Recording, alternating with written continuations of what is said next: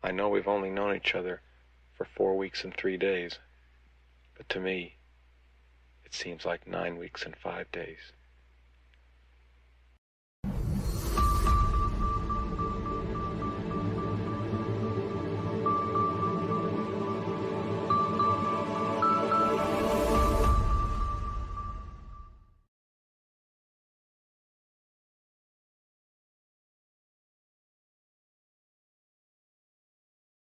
All right, all my passionate plant people and garden enthusiasts. Welcome to the Sunday edition of the Let's Get Growing show here on the Urban Gardener channel. I'm Enoch. I'm your host today. We've got a great show ahead for you today. We've got our good friend Tony O'Neill from Simplified Gardening joining with us today. We're going to be talking about something new he's got coming up here for everybody. We're going to be talking about GrowTrack. Yeah, stay tuned to find out all about this here coming up. Tony O'Neill here coming up here in just a few minutes here on the show. So definitely stay tuned for that. And as well, everybody, if you can, let's jump in and let me know you're here. Let me know where you're growing from, what's growing on, because we've got our roll call coming up here in just a few minutes. I want to make sure that y'all jump in and get in on that there, as well as while you're at it too, let's go ahead and click that thumbs up, hit the subscribe button, as well as the bell notification, be notified of all of our upcoming live streams, and share with all your friends. Let them know about the Let's Get Growing show here on the weekends. Yes, in fact, it's your 3-day gardening weekend here every Saturday and Sunday, 11 a.m. Pacific, 2 p.m. Eastern. And also, we are back at it for, again, the third day, finishing up your 3-day weekend on Monday evenings at 5 p.m. Pacific, 8 p.m. Eastern for the Green Room with Natalie from the Fresh Princess and I, and our featured guests that we have with us every week. Stay tuned a little bit later. I'll let you know who we got coming up tomorrow night on the show. We've got a fun show ahead for you as well there too as well. So right on, and big huge shout out to all of you who are watching on your time. Thank you so much, everybody, for joining us on the replay. And again, like everybody who's jumping in right now, as I know you all are doing for our roll call, jump into our comment section and let us know you were here. Let us know what you got growing on and where you're growing from, all of that as well too. I love hearing from you, even if you just want to drop by and say hello.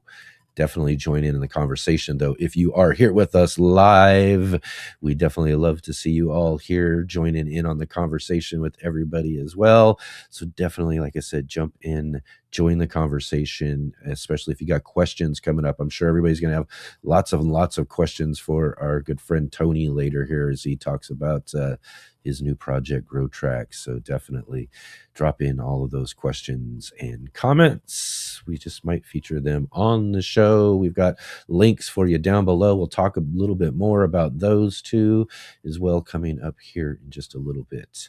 So right on, everybody. Thank you again for being here with us today. Lots and lots growing on here. And I had the day off. If everybody kind of saw the show yesterday, in fact, yes, I had the day off. And yesterday we had our good friend Jay Dixon. Yep. It was a Let's Get Growing Jay takeover, J-Bot takeover for our show. And she had Katrina from Sow and Terror on with her yesterday.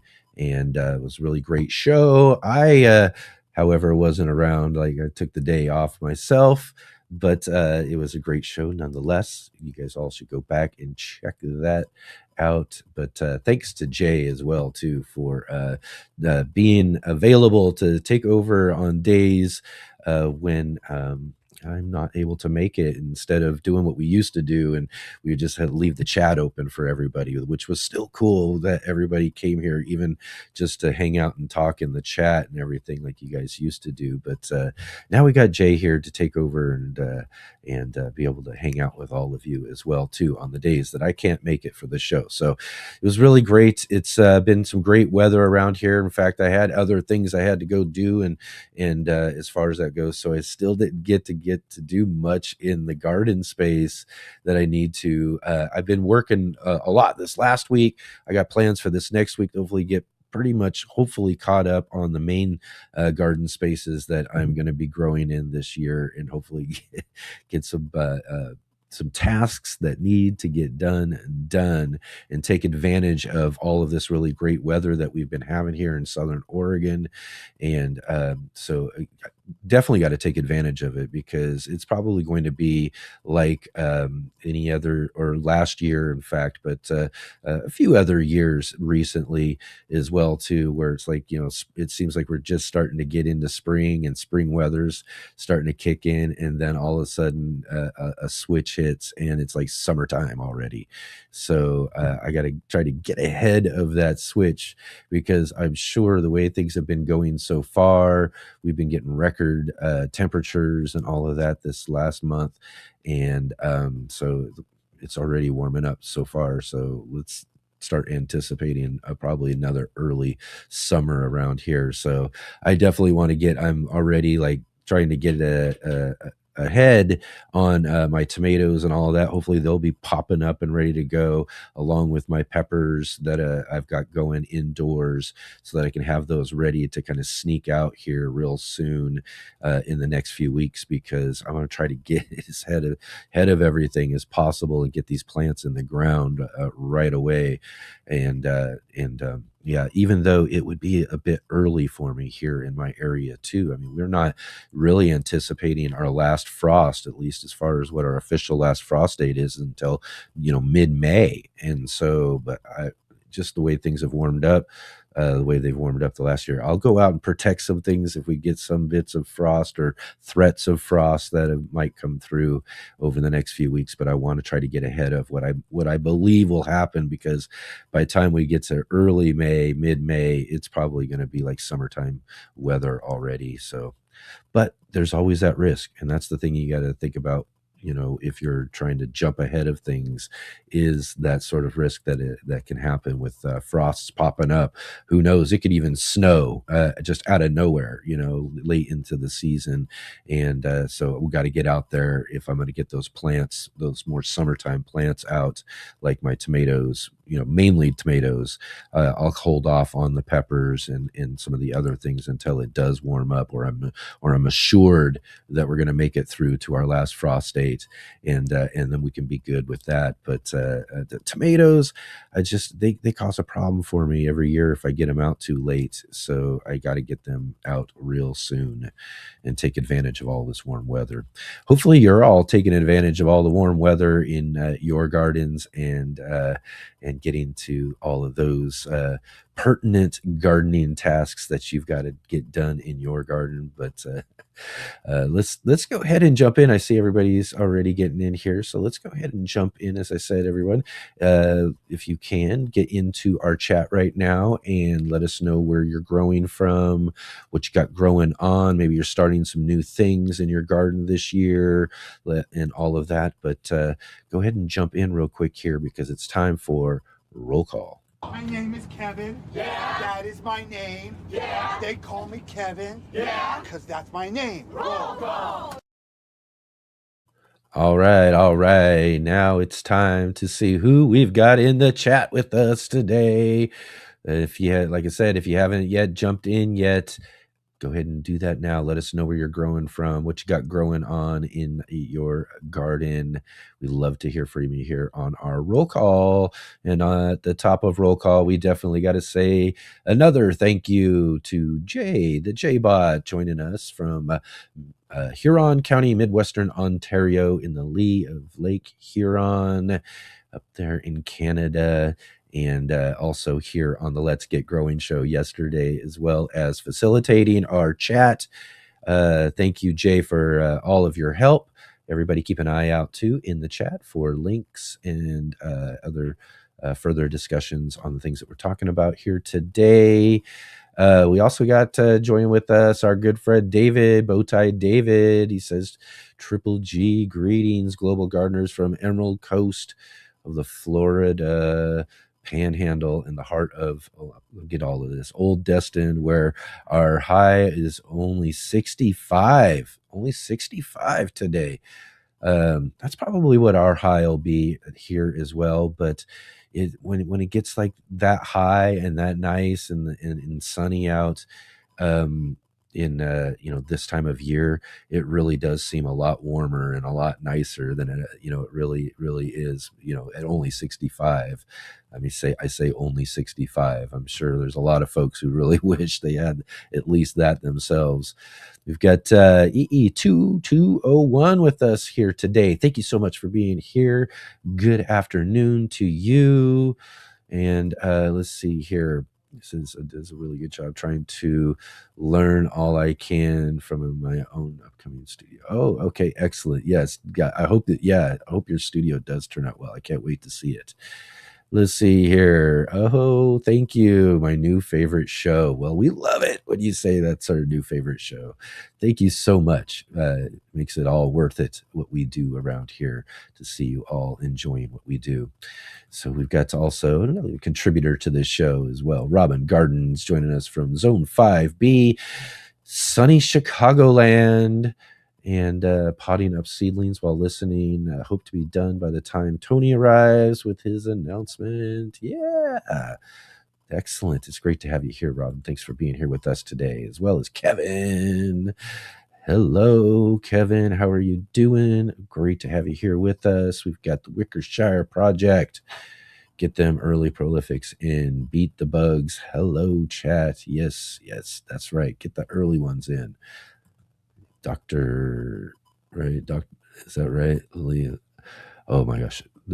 My eyes are deceiving me right now. But let's just say doctor. How we doing? Thank you so much for being here with us today. I see Janet. We've got Janet here with us as well, too. Great to have you here. Great to have you with us. And everybody, I see Will in the chat here as well, too. Happy Sunday, everybody. It's looking like a nice day here in Indianapolis. Excellent. Great to have you here joining us from Indianapolis on a nice day. So it sounds like people are getting somewhat nice days here, pretty much from everywhere so far. Let's see here. Video, image, fantastic. Sound quality, top notch. Well, that's awesome to hear. Good thing we're coming through just right. Let's see here. David says, I'm frantically pulling blooms off my tomato and pepper seedlings. Got beds cleared and prepped yesterday.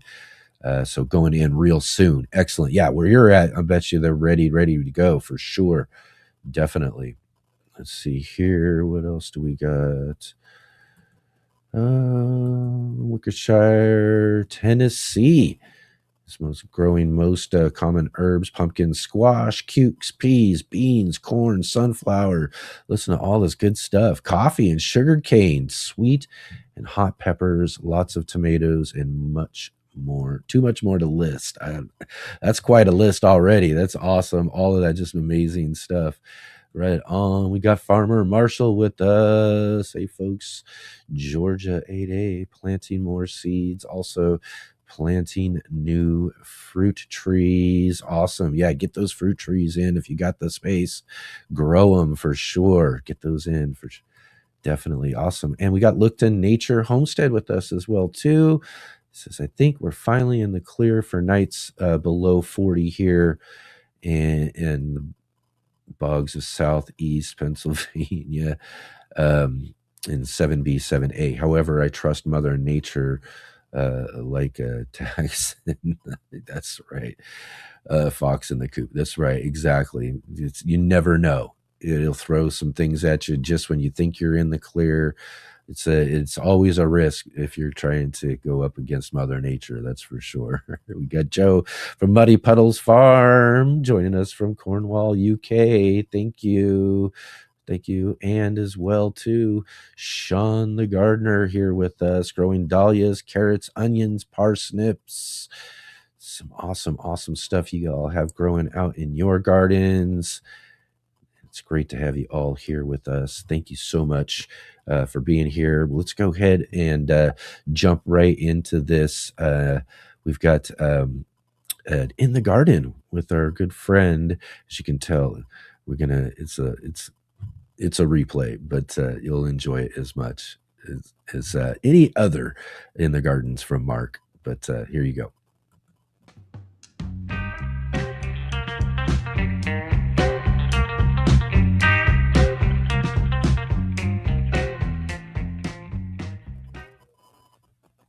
Hey guys, Mark Boucher Colbert here, NBC, and you're in the garden with NBC. I'm at the school where I teach Franciscan Montessori Earth School in Portland, Oregon, and I've laid out a couple of points to help us think through this issue between direct seeding and transplanting. When do we direct? What kind of crops do we direct seed? What do we transplant? Is there anything in the middle? Can we make choices either way? Let's dive into it. Let's talk about this and let's look at some of the pros and the cons of direct seeding. Same thing with transplanting. That may help us clarify things a little bit. First of all, when you want uninterrupted or unhindered root growth, such as with crops like this, carrots or beets, it's pretty much always a direct seed. You're going to be sprinkling the seeds directly into the soil, and then you, of course, need to make sure the soil is moist. You're going to want to try to do it at a good time of the year when you don't have to pour on tons of water. But basically, you're going to let nature take its course at that point. The seeds are going to germinate, they're going to sprout, and then you will care for them at that point, and they will have unlimited access to the soil below. There's going to be no impeding their growth by any kind of artificial barrier that you might find, say, in a pot or a container. So that's uninhibited root growth, especially with root crops. It's almost always going to be a direct seed for me. Also, you don't need to provide a protected area, artificial lights. You don't have to be the caretaker quite as much. I've known lots of people, myself included, that have fried their plants when they've got transplants in a little cold frame, and they, in Portland, for example, we have a lot of days that start gray and get sunny later on. So you leave the house, you think, oh, it's gray and cold, I better keep the lid on my cold frame down. And then halfway during the day, the bright sun comes blazing out, and then you got a real problem if you don't have something automatically to open it or somebody you can call at your house to open it. You could have months of work that just gets fried in 2 hours. It's very depressing.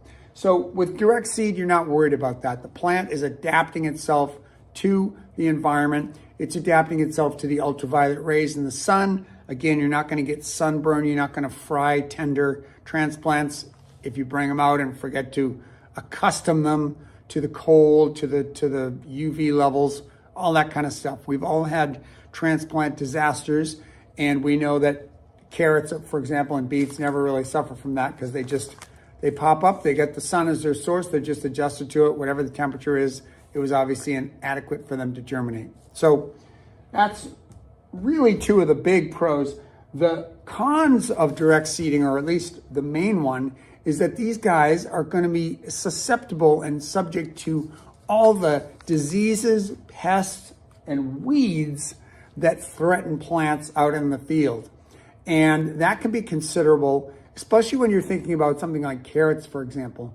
Carrots are very small seeded. They're very wispy when they come up. Something like leeks or onions would fall into this category as well. Very small, slow growing, just easily outcompeted by all the kinds of weeds that are waiting and lurking in the soil. So that's always something that's got to be contended with. There's going to be a lot of pressure. There's going to be a lot of weed pressure in particular, but there may be diseases in the soil if you plant at an unfavorable time, like if you plant your peas too early, directly seeding them outside. The cool soils might favor certain rotting. The fungi may attack them. And so you just have to contend with all that stuff, all the nasties that are out there that we have to fight with as gardeners. They're all there. A groundhog may be beating you to whatever's coming up, et cetera, et cetera, et cetera. These are the problems of field crops, and especially when they're germinating in the field, they're at their most tender, they're most precarious, and you have to somehow solve those problems to let them grow well. So that's some of the positives and the negatives around direct seeding. Now let's move to the transplant side. See how the sophisticated camera technique there I have? It's on a rotating, it's actually on 2 plastic drums. Anyway, Transplanting. By transplanting, I mean you're going to be putting a plant in some kind of a volume of soil, and that is going to grow indoors or in some protected environment, not in its final growing spot, right? There's going to be an initial growing spot, and then it's going to be moved, given the prefix trans, signifying some kind of movement, transplanting from one place to another. So it's meaning it growing in one place, like this is a soil ball, more on that later, growing some kale, and it's growing indoors right now. It's actually in a greenhouse, but will eventually be moved to the field. What do we get with transplanting? Well, it allows for a longer season. If you start things indoors, you have a nice warm environment, and many crops need that extra growing time. So for example, I am always going to be doing my tomatoes and eggplant indoors as transplants. Could you plant, for example, tomato seeds outside, and could they germinate and would they grow? Yes, you could. But will you get ripe tomatoes? Will the plant have a long enough season to produce all its stem and leaf parts and then still produce flowers and fruit and seed? Probably not. Maybe a few of those tiny currant and cherry tomatoes you can get a harvest on if you direct seed tomatoes. But for the big beefsteaks, nothing doing. You're going to have green tomatoes. That's it, even if you get green tomatoes. So these guys, because they're from warmer areas originally, they need a longer season. And we want to make sure they get a good fruit set before, again, like the season ends with cold temperatures.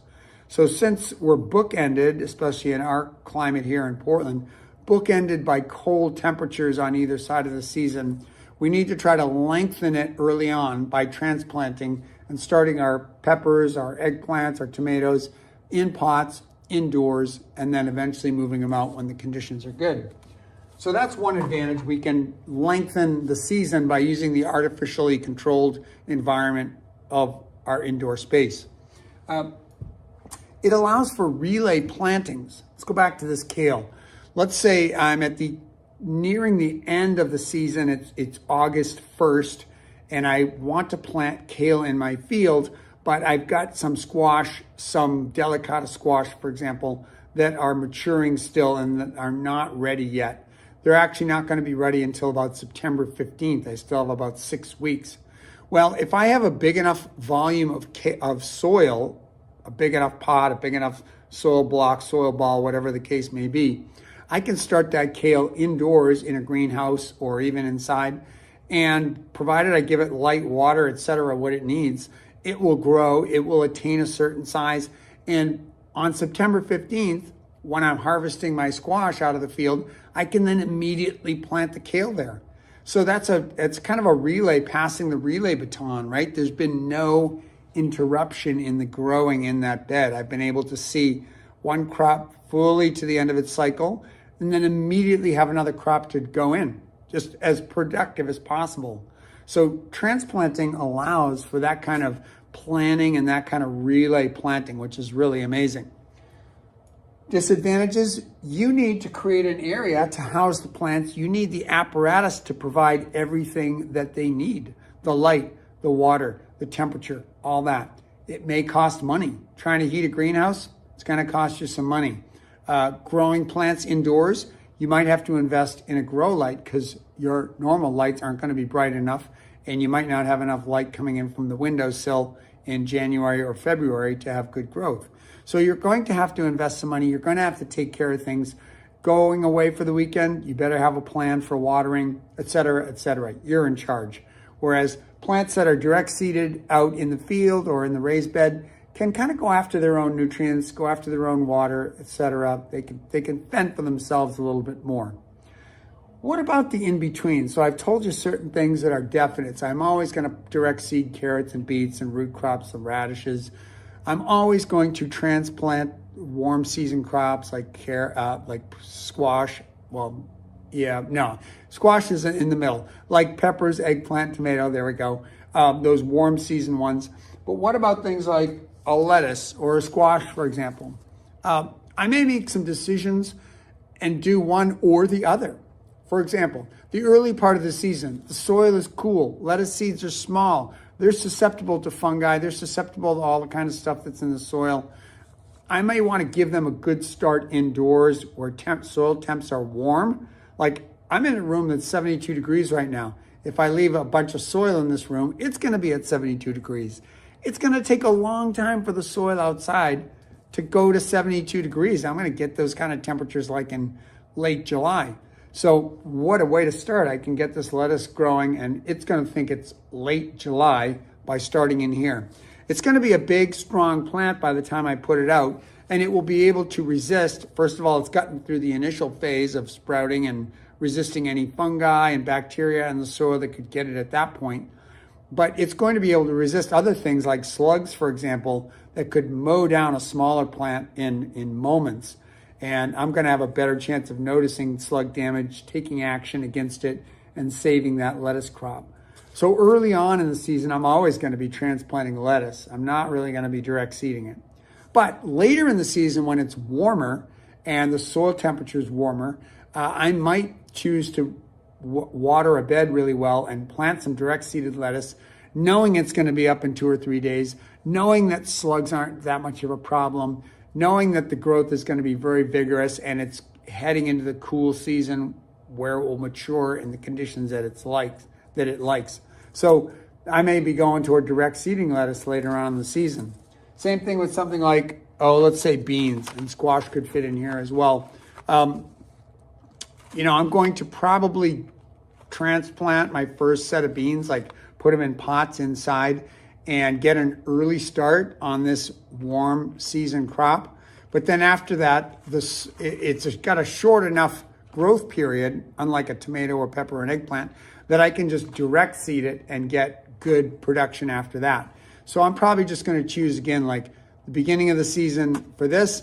I may even want to tuck one in at the end of the season as transplants as well. Like again, I may have something that's just finishing up, maybe some sweet corn, for example, that's just finishing up. And if I had some beans in pots, I could just pop them in right as I'm pulling the sweet corn out. Again, have that kind of seamless transition from one crop to the next.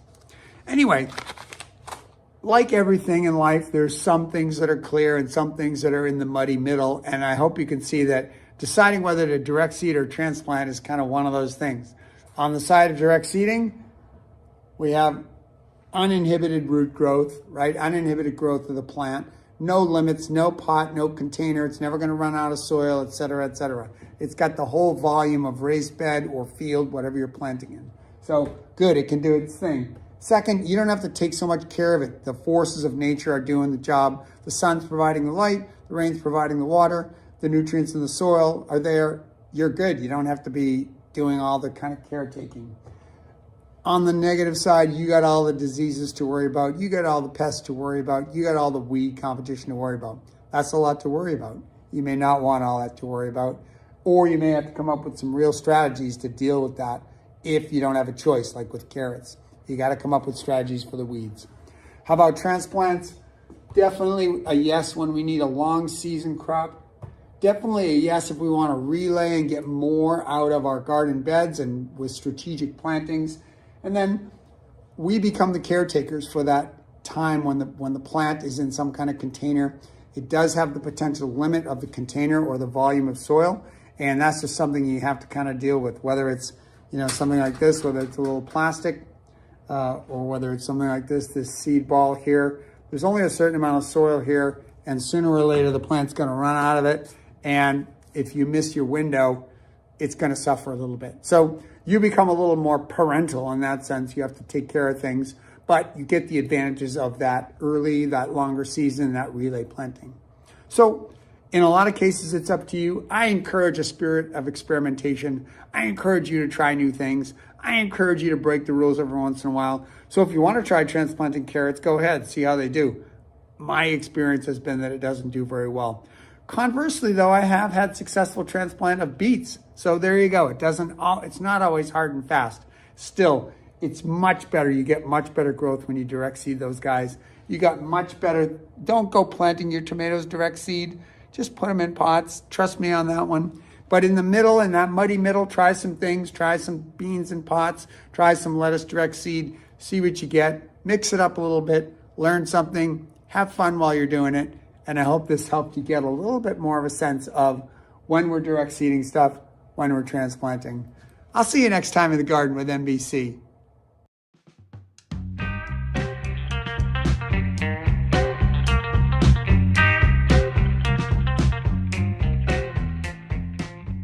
Ivy Organic was founded on the gardening concept of whitewashing, simply lightening your plants to better tolerate weather extremes, transplant shock, and so much more. Such a valuable gardening practice that farmers have been doing it since BC times. However, in recent years, most research has been caring for plants and trees using latex and tar-based products which are designed to last 100 years but fall off your plants within 1 to 2 years as your plants grow, contaminating your garden soil indefinitely. Available in colors white or more natural looking colors such as brown, green, gray, and grayish. Ivy Organic has 2 general categories of whitewash products. The 3-in-1 Plant Guard, which includes 7 natural oils including castor, cinnamon, clove, garlic, peppermint, rosemary, and spearmint, which offer insect and rodent repellent protection, and the whitewash oil-free formula. Both products also have diatomaceous earth in the base ingredients, which naturally offer some insect repellent protection too. As always, keep growing with Ivy Organics and wishing you all happy gardening.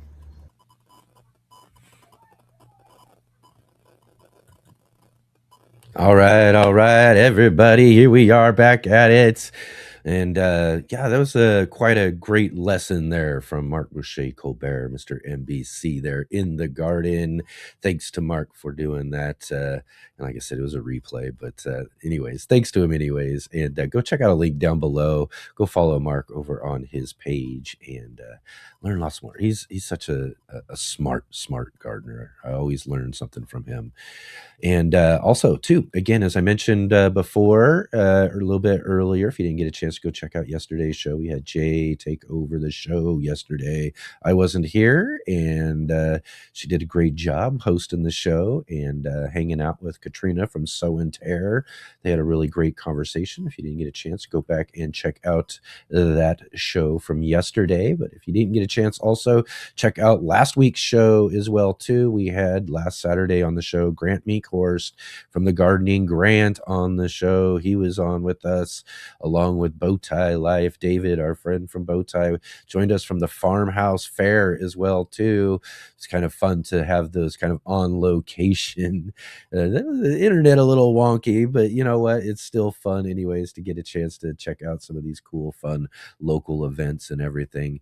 And as well, too, if you didn't get a chance to check out last Sunday's edition of the show, we had our good friend Christopher Bransdahl on with us talking all about his indoor garden.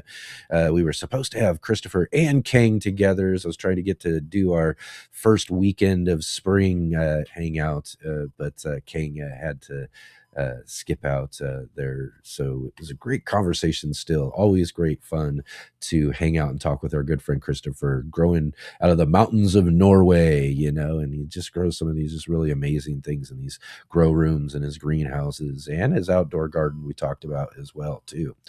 And again, we're here on Monday evenings for the green room now, too. We have a great green room this last Monday. If you didn't get a chance to go check this one out, you definitely want to go check out this conversation with Craig LaHoulier, the author of Epic Tomatoes, joined us along with our good friend Mr. NBC as well, too, for a really fun kind of a garden panel conversation with our good friend and co-host Natalie from the Fresh Princess. And stay tuned just a little bit here on the show, and I'll let you know who we've got coming up for tomorrow night on the Green Room and upcoming shows as well, too. But it's time to get moving on here today. We've got a great guest with us here today, and we got some really cool stuff to talk about as well, too. So let's welcome our... You never know when you might learn something, and that's what this is about for me. These are people that I admire. Please welcome my next guest.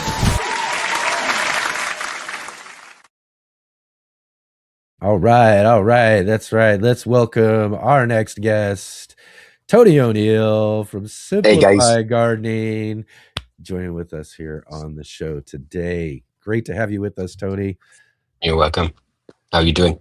Good. It looks like you're like nice and relaxed in the living room there. Well, I'm The internet isn't working down in the office at the moment, so I'm here, sat on a nice, comfy sofa. There you go. Perfect spot. Anyways, for sure. So, how things been growing on since we saw you last here? Mm. Busy, mate, very busy. Um, Yeah. we're having some atrocious weather at the moment, so it just allows me to Uh, play inside. But you know what it's like is, weather stops play in one aspect, but allows you yeah. time to do other things, you know? Exactly. I know as I was talking about a little bit here, we've been having some really great weather around here, but it's still when you got good weather, you got all sorts of other things going on. You got to fit Yeah. in what you can to get what you need to get done. Yeah. But when the weather's a little on the other side, rainy and wet, not so appealing outside, you get a lot of things you can get done indoors, right? Oh, I think you'd struggle in Wales. I'm originally from Seattle, so Right. I'm really used to that type of weather. That's why I kind of actually like living down here in Southern Oregon where I live, is it's a lot less of that type of gray and rainy, wet Yeah. weather all the time. But Yeah. we Be had nice to have then a we bit of sun. yeah. It's nice to have some sun, but then again, too, you got to deal with those challenges as well. Everything Yeah, presents its own unique of course. challenges when you're dealing with it. But yeah, it's it is that time of year though too, where the weather is just up and down no matter what day it is, right? Oh, it certainly is, mate. Yeah. Right on. Excellent. So what you got or have you been able to get some things growing and going in the garden? You get your uh Yeah, we plan for the year set up, all that sort of stuff? I've got things in the polytunnels growing, and got some tomato seeds coming through, and Yeah. just the usual stuff. I think, to be honest with you, most sowing is going to be in earnest this month coming over April. Um, we have a few days of dry, warm weather, and everybody Mhm. goes nuts and starts planting things out. And it's the same every year. And I see them planting things out, and I'm thinking, oh, Yeah. we're getting that false spring, and Yeah. and Yeah. we're not quite there yet. Like yourself, Yeah. our last frost date is 14th of May. Yeah. So, Yeah, about the I same mean, here, we are exactly. 6, 7 weeks away yet, Yeah. so there's plenty of time, but people, they just lose their crap, and they Yeah. just, sow everything as soon as March hits, and then they're wondering what they're going to do with it all. So, Yep, yeah, exactly. Yeah, my big one is really trying to, again, I'm trying to keep track of soil temperatures, it's warming up and that sort of thing, but as soon as I can get those tomatoes out, I'm, like, trying to get them as much of a head start as possible, so it's like my one crop of all things that I'm just kind of very particular about, like, I gotta be on it, I gotta make sure I'm going with those, everything else, like you said, there's weeks until we're really yeah. assured of anything, and at that point, I'll start doing some of those more warmer weather crop type of things and Yeah, stuff. and the But soil temperature is I key. just, Everybody worries about the temperatures of their polytunnels and their greenhouses, but yeah, that's just air temperature. And that's funny enough, I was talking to somebody about it mhm. yesterday. It's what the soil is doing, the root zone. That's what Yeah, most yeah. plants worry about. And that seems to get forgotten about by a lot of people. Yeah, that's right. It really is the key, and I get this over and over from a good friend, uh,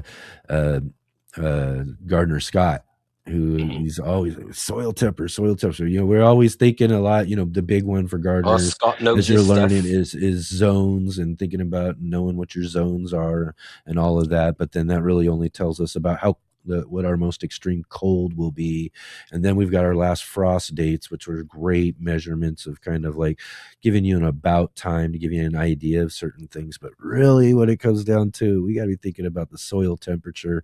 We don't want to be getting things out too early when it's really That's cold right. down Well, in it's that just going to soil, and check the the roots plants, are isn't it? just going to be like, they don't want to expand, they don't want to grow, and you're going to think your plant's stunted and not growing and Hmm. doing what it's supposed to, or what you think it's supposed to be doing, Yeah, and exactly. then it kind of just throws off the whole thing, without thinking about, I stuck it basically in an ice box before, it may have seemed warm up here. The days seem really nice and everything.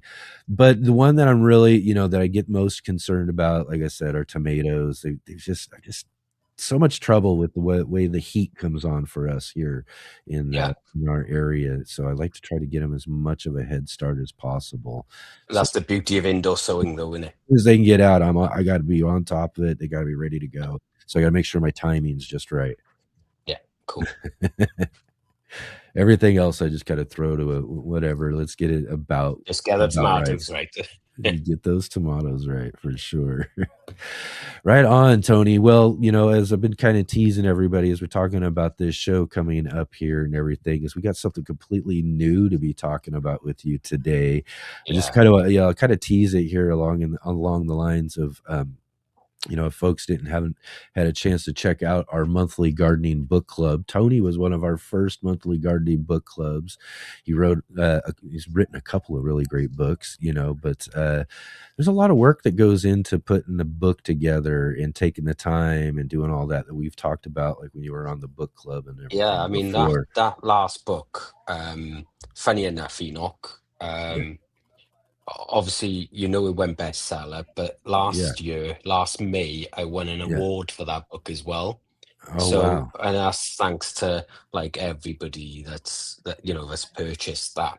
And this project's been going on since the day that book was finished being written, so well over two Wow. years now. So yeah, it's amazing. You just tend to move from one thing straight onto another, and people have no idea of the time scales that some things can take.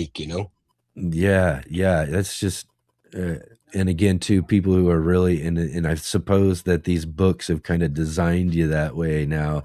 You're a big project kind of person, and you move from one to the next because the next we've and similar to myself is having all these ideas. We got tons and tons of ideas. We want to see some of them really come to life, when it comes Yeah. down to it, right? Well, you have to get them out of your head, or your head's going to burst. Yeah, exactly. I feel the same way with some things as well too. And so yeah, so you spent some great time really putting together a couple of really great gardening books. I just really enjoyed the last one that we I do. did on the book club. So I encourage people to go check that out. Go check out those books, all that sort of stuff. But man, again, you talk about moving from one big project to the next. You took on a massively big project with your Yeah. next project, right? Let's go ahead and dig in and talk about this. Tell us a little bit Okay. more about this So project you've been doing called GrowTrack. yeah. So I think what I'll do, I'll explain where it came from first, I think, and then we can go into it. But um, one thing that I noticed through like the 18 years I've been on YouTube trying to help people grow Hmm. is that knowing information and getting the outcome are two different things. Yeah, Yeah, we can all go and get really great information off YouTube. And what I was finding was that people were copying some of the things I was doing perfectly. They weren't doing anything wrong, but they weren't getting the same outcome. mm, And that got me thinking, and it made me reevaluate gardening to some extent. And that's somewhere along the lines where the books came from. But I couldn't put in the books what I was thinking in my head, if you get my drift. yeah, So that's how GrowTrack was born. It was from finding out these issues where it didn't matter what was happening. You know, you can take this perfect information that someone's got with proven results here, yeah, and you still get a poor thing. And take my potatoes, for example. That's one thing I'm known for all over the internet is growing the potatoes in containers. And I'm pulling 15 and 20 pound of potatoes out of a container. And then there are people then saying, well, we followed your methods exactly, but we're only getting 2 and 3 pounds. And that got me thinking about what was really going on behind the scenes. And the what sort of hit me was that it was the memory, because what was happening was people wasn't seeing all the previous stuff that was going on in the garden, in order for me to get those results over years and years and years. And that's where this GrowTrack sort of came from. I understood that garden held memory, when we put compost on it last year, what was grown in that compost, and all of that has a play out. Did we get disease? All of these things plays out to what's going to happen next season. And there was a lot of, I started looking online for things that, like apps that would, that help people grow, like planners and journals and things like that. And inherently, they have the same problem in that they're all generic, very much like the information you can get online.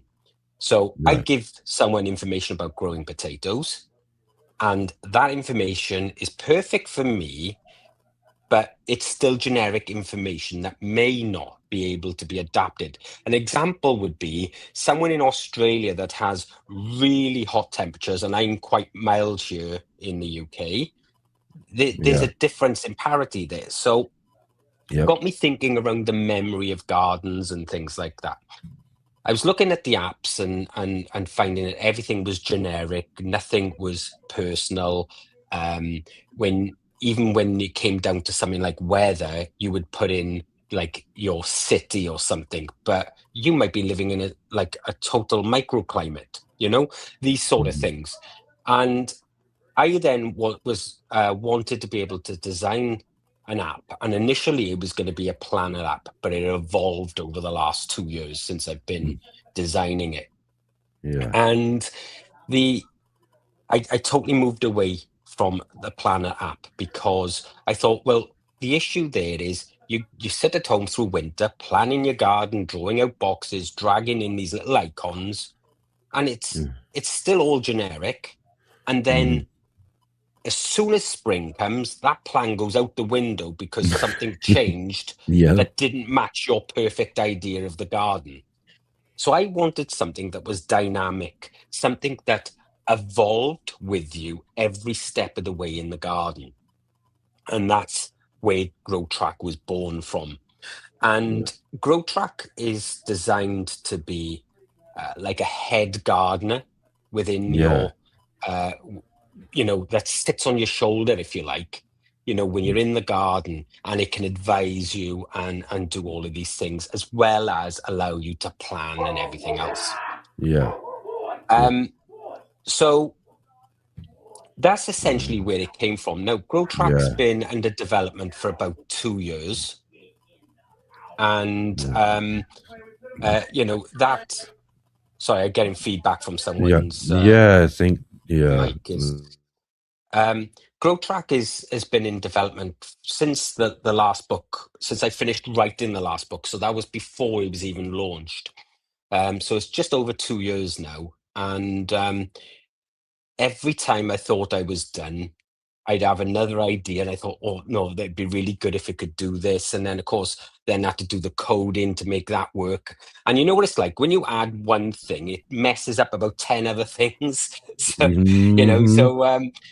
so it's taken time. Now, GrowTrack launched to 350 founding members on the 1st of March, and they've been using it every day since, and have been the stories I'm getting back from people have been fantastic. There's a pre-launch going out now on the 31st of March, and then it goes public on the 6th of April. So the app isn't even public yet. But what I thought I would do for you guys is allow you access today. Okay. An exclusive for those of you who are watching the show here today. Yeah. So you'll get access today. Now, this app is quite a big deal. There was nothing else like it on the market. I will talk you through it. I'll actually share my screen in a moment and show you how GrowTrack works. But there's nothing else like it on the market. Now, there may be two reasons for that. Either number one, it's not needed, or number two, no one's ever been able to think of the idea or build it. Yeah. Within GrowTrack, it's in fact, I tell you what, if I share my screen, I can explain it as we go. Okay, Yeah. bear with me a second. Let me just We'll put up this phrase here that Jay's put up here that we call it. GrowTrack is a garden intelligence system. I yeah. want to maybe ask about this real quick as we get to sharing your Mhm. screen and get into this. Is that, and several folks have already been putting out, some things about gardening and AI and how this is sort of, infiltrating the gardening world and all of that. And I think maybe right up front, we talk about this as well, though, too, is that this isn't a general gardening AI type of situation or system. No, This is a very specific system. So, like with AI, if I was to go on to Chat GPT or just even my general Google search engine, and so and I you're put going to get a in generic answer. yeah, and I go, Yeah, hey, how's this gonna work or something like that when it comes to my garden or some sort of thing that I'm looking for. It's gonna search the whole internet. It's gonna go and find all sorts of different suggestions and ideas from all sorts of the place, and it's gonna put together what it thinks is the best answer for something, right? yeah, yeah, Whereas this is a completely closed system of its own, yeah. right? So let's break That it works down a so bit that differently, right? yeah, let's break it down so that people understand how it works then, okay, before we even get into it. So essentially, GrowTrack has three systems within it, okay, as three pieces of information. Firstly, it has the databases behind the actual package or the intelligence system, okay? So Hmm. these databases have all of the uh, information based around growing certain plants. A lot of it is based on not just my knowledge, but standard practice and everything else, okay? Yeah. Then the next part of that then is a systems part, which ties in all of the tools through GrowTrack, because GrowTrack has a whole suite of tools. And the information within all of those tools is also accessed.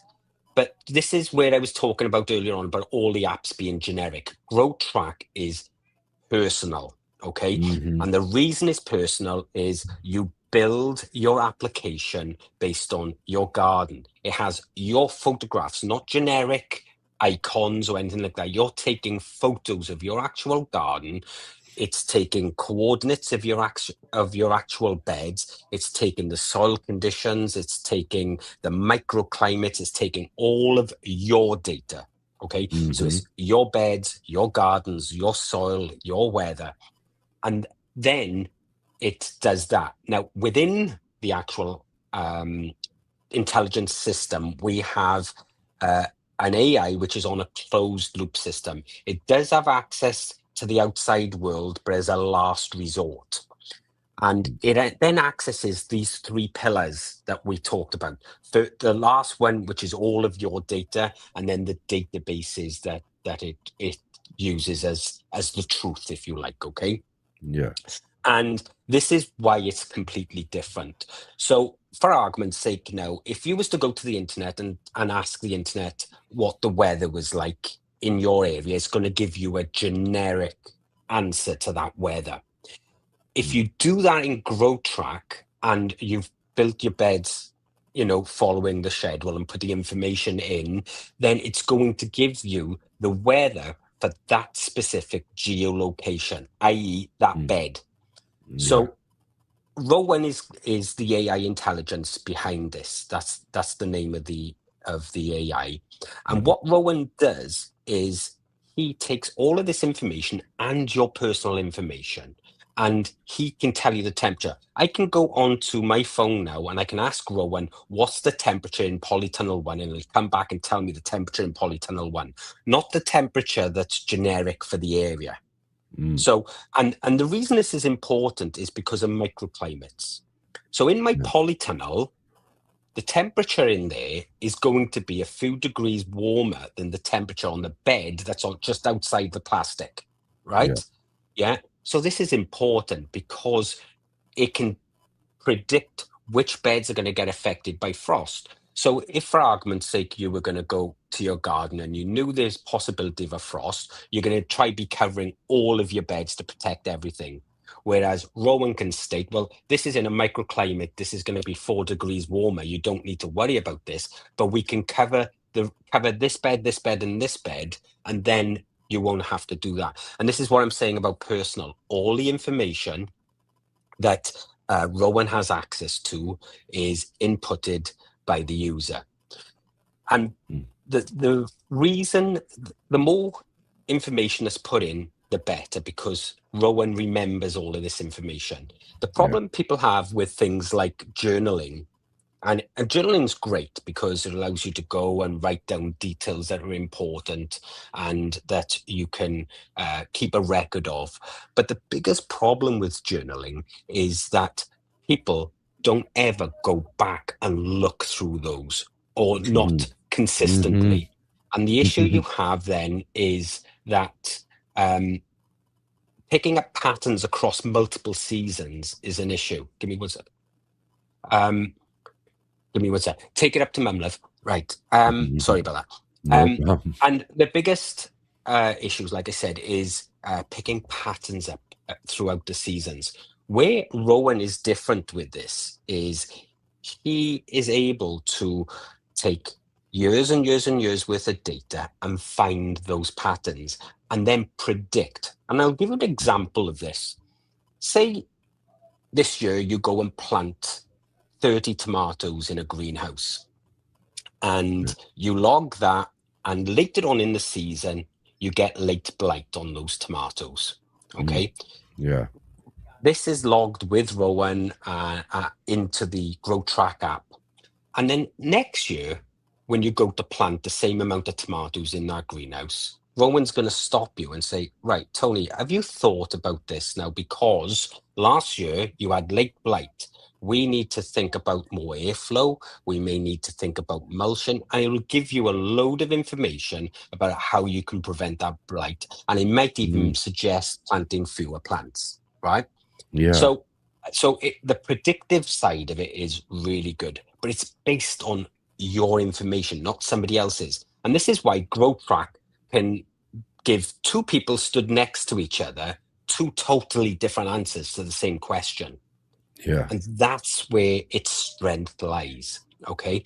And I'm only using this as an example. I mean, GrowTrack is massive as far as an intelligence system goes, but it works across 5 main tabs. You've got a dashboard, your garden, your beds, your plantings, and the More tab. And I can take you through that. If we share the screen, and I take you guys through that now. Let me just check here. Right, we're on the screen. Okay, so this is the first page. Now, GrowTrack is available on phone, it's available on any PC, you know, Mac or whatever. And I'm in the process of it going into Apple Store and Google Play as well. There's just a billing issue that we need to figure out because of the way Apple and Google bill. But once I figure that out, then they'll be available for download via there as well. But effectively, you can get it across all platforms, okay? So the first thing that you have here, I got to hide that, right. And for anybody who's wondering too, you can find the link right down below too that we have in the description.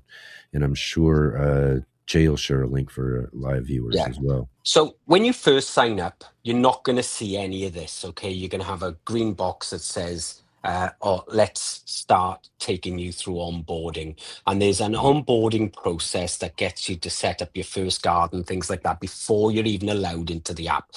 Basically, what that's going to do is walk you through some of the basics. And if you're unsure of anything, on every single screen or every main screen, you will see a little icon like this, which will give you an overview of what this screen does, okay? So you can get an idea. The other thing, if you're having any problems, right down here, there is a bug or feedback or feature reporting function as well. And they're on pretty much all of the main screens. So if you get stuck anywhere, you can just click either of those buttons and it will help you. But the dashboard, what this does this isn't something that you come in and update or anything like that, okay? This is something that it tells you what to do today. So, like, as you can see here, today's focus for me, this is an old one I haven't removed because this isn't a live version that I'm using. This is one I've set up to be able to talk to people, okay? But it's giving me a job to do today, which is remove the leaves from the pond. It's got an upcoming tasks. This is today's weather, and it's giving us a low of 2 degrees expected. So monitor tender plants closely. And this is just like, so basically what this page does, it brings things to your attention, okay, what you should be considering, all right? Yeah. The next tab down the bottom then is your gardens. Now, this is where I was saying about, these might take a little while to load because I haven't opened this for a while. But if you look at these are my garden areas. And this is where I say about every single item within GrowTrack is personal. And I give you an example. So polytunnel 1, you can see here, look, we've got the coordinates and they're very easy to add. But if I click into it, it's got all of the soil type, it's got the sun exposure, how it's being watered, where the water's coming from, the elevation and the coordinates. When you're filling out the page, there's a form that you can fill out, but you can also do a lot of it via dictation. So if I go back into gardens here and I'll show you the form, you can literally just add a garden and that brings up this form that you just fill out, right? Yeah. And if you click on use my location and you do that while you're in the garden, if I click it now, it's just going to automatically, let me just allow for that, fill out the coordinates for you. All right. So you haven't even got to know your coordinates. It automatically does it for you. And that's quite important because the weather alerts that you would get are dependent based on the microclimates for that area and based on all the information and things like that you get, okay? So that's your gardens. Now, it's important to note that in GrowTrack, a garden is an area. It's not like your overall garden. It could be just like a specific area, like a polytunnel or a greenhouse. It could be just a small group of beds. It could be a front garden, a back garden, or in this case, the well-being garden or the potato garden, the wildlife garden. These are separate areas because they have different microclimates. So if it's got a different microclimate, less sun than somewhere else, or it's shaded, so that would be its own microclimate, or whatever the case being, it deserves its own garden, okay? And that plays for later on with some of the other stuff as well. In each garden then are the growing beds. Now you can jump in these sections and you can create growing beds here and you can select the garden it's in. So if you notice here, look, this left-hand bed here is in polytunnel 1. Yeah, it's 16 containers, which are these here, and the depth of them, what's in them, and vice versa, okay? Likewise, I could go back to gardens, and if I clicked on polytunnel 1, you would come to the bottom and you would see those beds down there, look. Okay? Right? So everything works along each other. So that's how beds work. And again, you fill the same form in beds and again, all of your same pictures. Okay? So this just gives you that visual look. And again, it holds all of the information. If you notice this one here, partial shade and wind exposed. Okay. Yeah. So it's quite important that, you fill out these details. The next step is plantings. Now, this is where GrowTrack sort of comes to life. Now, this again, there's 26 pages here of plantings. A lot of these are where I've done other things. So a lot of these things are coming through, where I've been playing with them or wherever. But you can add your own plantings. You can add your own pictures. And for argument's sake, say I come into this lettuce planting here now. Okay. So these are transplanted, or they were sown on 15th of April. So again, these dates, this is just a made up one. Say we was to sow these on the 15th of April, we can then set them to be transplanted out. We'll know our first harvest. We can track that plant all the way through, and we can add photos of that plant all the way through. Okay, so what this is doing is it's giving us a complete layout of an individual plant in an individual bed in an individual garden, right? Yeah. So effectively, that's how the main part of this works. You've got gardens, and in a garden you've got beds, and in the beds you've got plantings, exactly like it would be in any garden. The last tab then is the More tab. This is where you would find Rowan. Rowan is the AI version that I was talking to you about, and that is based on the information that you're putting in, all of the databases in the back end, and the actual application itself. Okay, and Rowan, you can literally you could open the screen and you can do this. But what I want to explain about Rowan is if you're unsure what Rowan does or whatever, you can click on this and it will show you the type of things, or you can even ask Rowan what he can do to help you. All right. But Rowan has also been connected, because I think the biggest issue for a lot of people is that the last thing they want to do when they're in the garden and they've had a long day gardening is go home and sit at a computer typing all of this in, right? So you can actually get your phone, and Rowan is connected, or you can connect Rowan via WhatsApp. And you can literally have a conversation on your phone, and you can tell Rowan via voice what you want to do while you're stood in the garden. So you could say to Rowan, like if I ask Rowan now here, Rowan, what's the temperature in polytunnel 1? Right? Now I could just ask it. Now I could be in my house wanting to know what the temperature is up in polytunnel 1. And in a moment, you'll see that what Rowan's doing now is accessing everything. So it's now saying he can't tell his temperature because it's location. He hasn't got the location details. So there's an issue there, and I think I may have logged into the wrong account. No. So it says I've logged into the wrong account. It's fine. It's no problem. I'll tell Rowan.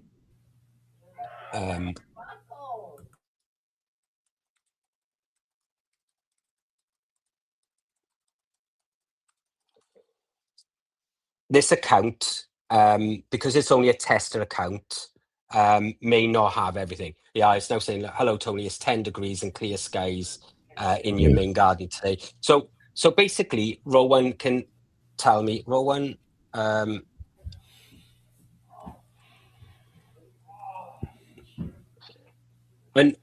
you can basically use Rowan for lots of things. So it's just saying here, look, it's telling you, I've got 8 active plantings. I've got garlic in the main gardens ready for harvest.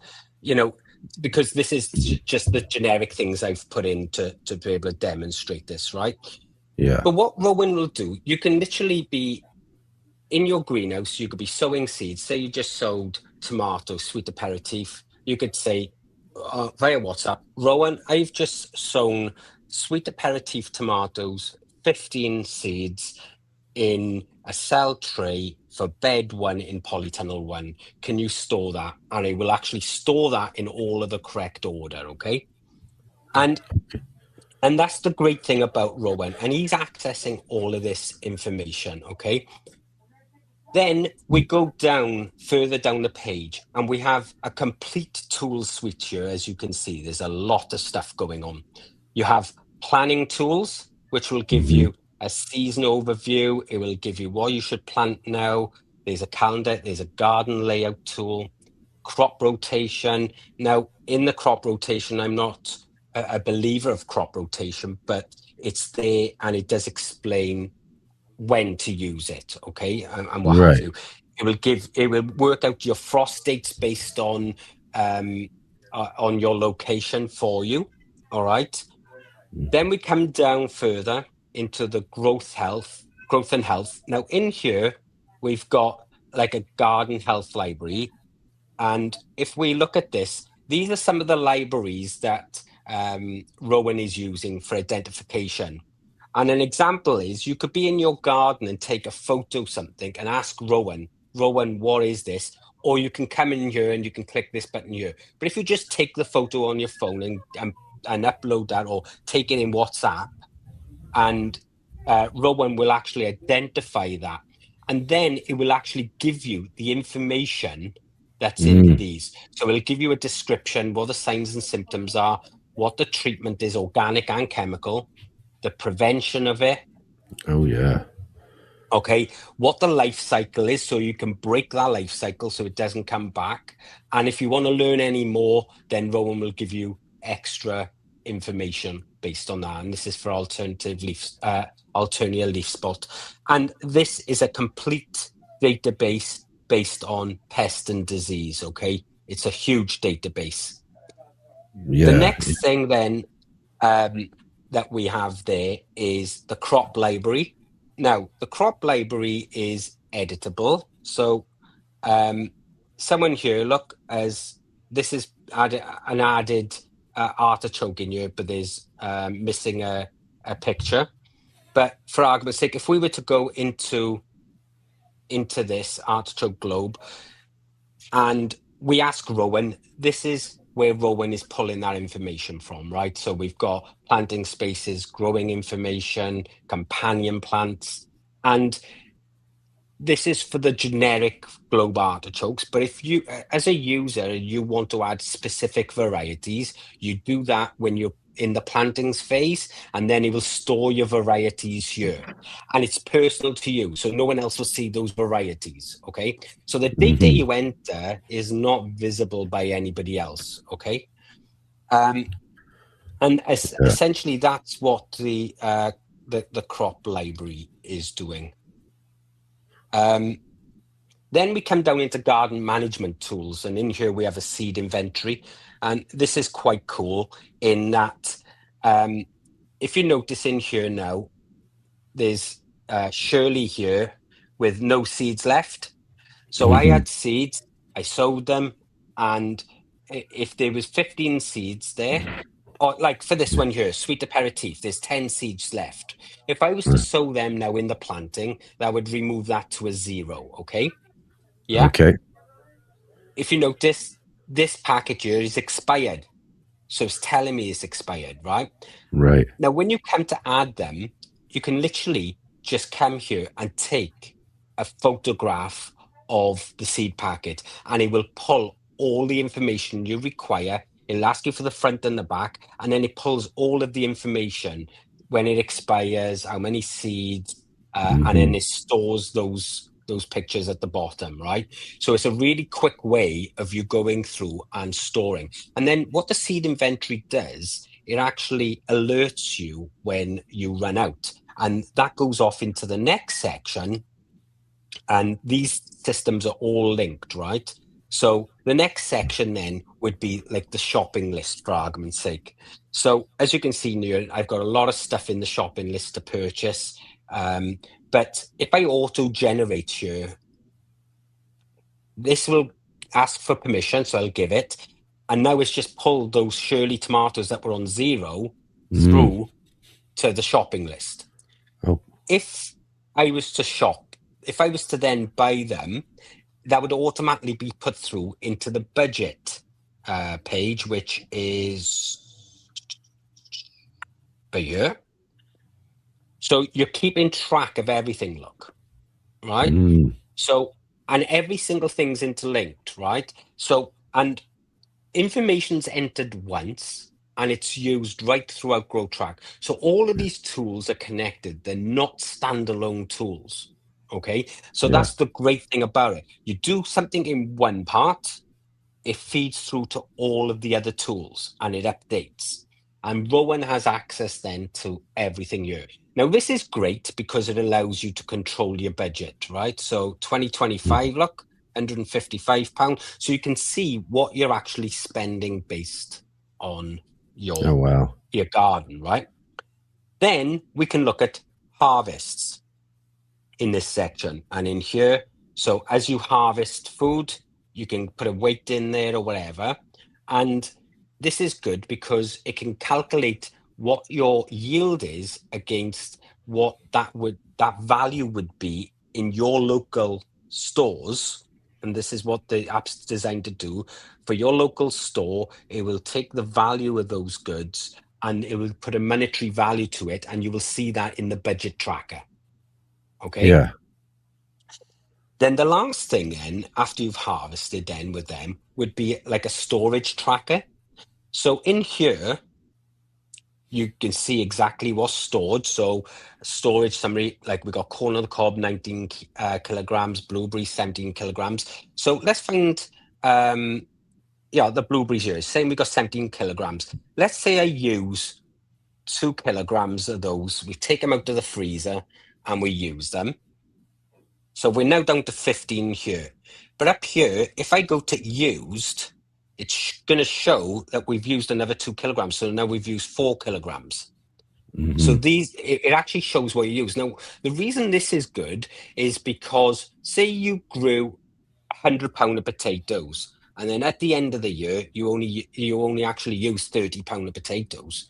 It allows you then to readjust what you're actually growing, providing more room, saving you money, because you know as a family, you don't eat £100 potatoes.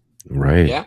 So it's a really good way. But also, if I go back to in storage, if you look at these now, fresh, but it's also saying that there's some that have expired.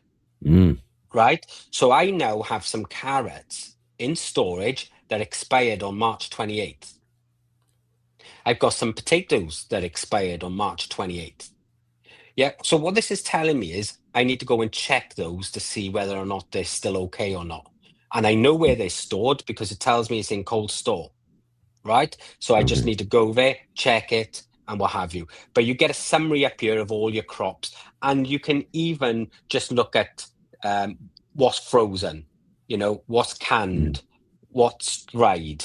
Yeah. So you can go through and you can understand what you've got stored and where. Then once you've gone out to that, you've got your standard journal, like anything else. You've got your composting system here, so you can keep track of all your composts. You're able to, it'll tell you when it's ready, and then you can pull that out and reset the bin and everything else, right? So we've even got, I can't do something without compost being in there. Yeah, exactly. So we have a task and alerts section. Okay, so for argument's sake, now we saw in the beginning of the dashboard, there was a task there to empty the leaves out of the pond. That's being created based on information that's been added throughout GrowTrack. Okay, you can set up any task personally, or you can turn around to Rowan and literally say to Rowan in WhatsApp, say, Rowan, I've just sown runner beans today. Can you remind me to water them the day after tomorrow? And that will set a task up, and that task will be pushed to dashboard. You'll get a notification via WhatsApp, or if you log into the app in order to be able to verify. And then also in the morning, you could turn around to Rowan and say, Rowan, what's my tasks for today? So you've already got a task list for when you go to the garden. It's a fantastic way. The system also has approximately 3,800 specific jobs in the garden, like jobs to do in the garden. And Rowan uses that jobs to do in the garden based on your information, and it can predict things that you should be doing for that day as well. So if you haven't planned anything, he might say, well, we're coming up to planting now in the greenhouse, maybe it's February or something. And he may say, Tony, a job you could be doing today is cleaning the greenhouse, glass, so that it lets in the most light for when the seedlings are starting to go. It will predict those sort of things as well. And then we have down here, a lot of people won't have a lot of these. These are just, this is just because it's an admin account. But down here, you will have like a settings thing. You will set most of these as you go through the onboarding process, but it will be like your language, the appearance, because there's a dark and a light theme. Okay. you'll set up your units, your currency. So whether you want, if you're in the US, obviously you're going to be in like feet and inches or yes. dollars, those sort of things. So effectively, it's all completely self for yourself. Okay. If you want to sign out, this is where it comes. You can log out here, and you can even delete the account down here yourself. Now, if you delete the account, all of your information, okay, is completely deleted from the database. We don't keep anything. So Hmm. if you do that, just know that it can't be pulled back. However, if we was to go into beds and, for argument's sake, delete a bed from in here, we Yeah. can recover that. Okay, so Okay. within this setting down here, we have a recycle bin. And Mm. in the recycle bin are things that you've already deleted. Look, so you got bed 1, bed 3, bed 2, or whatever it is. Yeah. Yeah. And you, these are gardens that have been deleted. So, and these are plantings that have been deleted. So if you've deleted something by accident, don't stress. It's probably in the recycle bin. It's only soft deleted. Until you actually delete your account, all your information is safe. Now, I think it's important as well to talk about information, because we're talking a lot of personal information because that's how the tool works. It's personal to you, right? Yep. So I use AWS S3 backups. So that's Amazon backups. It's stored on a major secure system. It's what most of the banks use and everything else, right? So it's really secure. And also, it means that if anything should happen to your account, as long as you haven't deleted it, because once you click Hmm. that delete button to delete the account, it deletes it out of that as well, okay? But as long as you haven't deleted it, if it's just like it's just crashed or something like that, we're able to recover all of your information, right? So you're Yeah. not losing that history, because this is all based on your personal history. I tell you what, if we come back to the main page, to me a second. You click me Take that back up. on. Okay. Yeah, take that off sec. Yeah, sorry. There we go. So there's a lot going on with GrowTrack. The Hmm. onboarding just gets you to the main thing, giving you an idea, and there are prompts within there that will give you tips. GrowTrack then has its own YouTube channel. There's about 23 videos on it at the moment explaining what each of the sections are. I've nearly finished filming for. There should be a video eventually for one for every part of GrowTrack. Okay. But there's like 20 odd on there at the moment. But also, when people sign up, for the first 14 days, they'll get 10 of those 14 days, they'll get a daily email just prompting them, try doing this today, try doing that today. And what Hmm. this does, it gets people used to how the system works, okay? Yeah. And the reason I do that is because I give everybody 14 days full premium access, totally free. And then they can choose what they want to do after that, whether they want a free account or want one of the paid accounts. Okay. But I think for people to understand the system, they need time, and that 14 Hmm. days will give them that time. And again, it's what we're going to do for anybody here. They can get on there, they can sign up, play with it for 14 days. And at the end, you don't even need to put a credit card detail in or anything like that. And at the end, you automatically reverted to a free account. And it's at that point you can choose if you wish to upgrade. So it's not like some Yeah. of these sites, what I used to hate it, when they take a Yeah. credit card off you and rely on you to cancel. Yep. I don't do that, okay? You're automatically pushed to a free account. And then if you want to continue with all of the, with the full access and everything else, you choose the paid version if that's what you want to do. I've Yeah. been as fair as I can, but obviously there's huge amounts going on in this. It takes a little while for people to understand it. But here's the key with GrowTrack. It is personal, and it will Yeah. log everything from day one right the way through to the following next year and remember it. And like I said, that was the problem with journaling. You can take Hmm. meticulous notes, but you'd have to wait till you go home to remember to do that. With this, you can literally just get Rowan on WhatsApp, and you can just say, Rowan, set a reminder or set a task for tomorrow to put wood chip on path 2 or whatever it is. And Rowan will actually set that reminder as a task. You know, you Yeah. can ask all sorts of questions. You can, it can diagnose disease. It can diagnose what pests you've got. It can diagnose any issues you're having with your plant. So if the color of the plants is starting to look a little bit off, just take a photograph and say, Rowan, what's happening here? And Rowan will actually tell you what's going on. It will give you the solutions you need in order to fix that, and go from there. But basically, the more information that's put into Rowan, the better. And this was why I wanted to link it through WhatsApp, which was a way, you know, pretty much everybody has WhatsApp and they know how to use it, which is why I used WhatsApp rather than having a dedicated different app that you had to download type of thing. And what it means is you can be in your garden. When you do something, you literally just pick up your phone, say, Rowan, do this, this, this, and this. Down. It's done. That's it. You haven't got to go home, start typing into a computer and this, that, and the other. So it's, you know, it's meant to be personal. It's meant to be something you do while you're in the garden. Yeah. No, that's great too. And really, as you're kind of talking about it, it's really just kind of that initial setup. Once you get through this initial setup, getting your garden set, you know, what beds, all the sort of things that you're framing that garden setup is, it just seems like it's just you kind of communicating back and forth. If you learn the with this like questions, personal assistant, right? It's just the questions in the remember I pulled up the table for information to create a new bed, for argument's sake.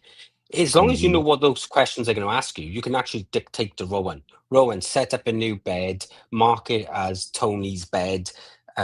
It's got compost and soil as the medium. It's watered via rainwater from an IBC drip irrigation. Its elevation's 150 meters. I'll put the coordinates in later. Use this photo as its main picture, and you can do it all via voice, right? And this is what I'm saying. At the moment, when you first get into it, it's going to take a little bit of time for people to get used to it. But once you get used to it, you can literally do everything via Rowan and WhatsApp. You wouldn't even need to press another key again. But it's knowing the information that you want to put in. And the more information that's entered, the better Rowan will be in predicting things later down the road. And the idea behind this is to get away from the this happened last year, but I didn't remember it, and I make the same mistake again this year and the year after, because you're not making the connections between all of the all of the memory that's going on in the garden. You're not connecting the things that are causing the problems. Do you get my drift? So that's why it's been designed for that. And I'd urge everybody to go and look at the GrowTrack YouTube channel.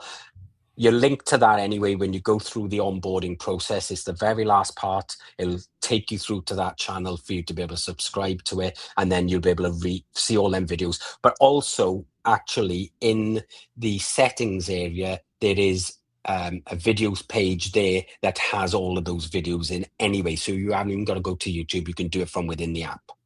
Yeah, there you go. Kind of want to go back over this again too. This was a comment made earlier by Nope in here. Sounds cool, but if you put in the info, what do you need this? I've tried AI apps and ask questions and mostly get bad info. Prefer to ask you guys questions. And I think that's the key right there. Is that because this isn't general, again, this isn't general AI. This is very specifically cured information that this Rowan personal assistant takes its information from. So in the long run, it is as if you're asking you, Tony, in a way. Stood in your garden. Right. And this is the key, guys, right? Like you can go to the internet or to ChatGPT and say, how do I grow tomatoes? And you're going to get back a generic answer. Well, they need 28 degrees. They need this, and this. Oh, and by the way, make sure they got airflow. Great. Mm-hmm. But like we already discussed right at the beginning, I was telling people, grow potatoes like this and you'll get fantastic results, and they weren't getting results. And that's because that you have to factor in all of the personal information that's going on there, the microclimates in the garden, the soil conditions, what was put on that soil the year before, what was grown in there that may have taken the nutrients out of that soil, whether you're starting with just compost, how hot it is. There's so many factors that have to be taken on.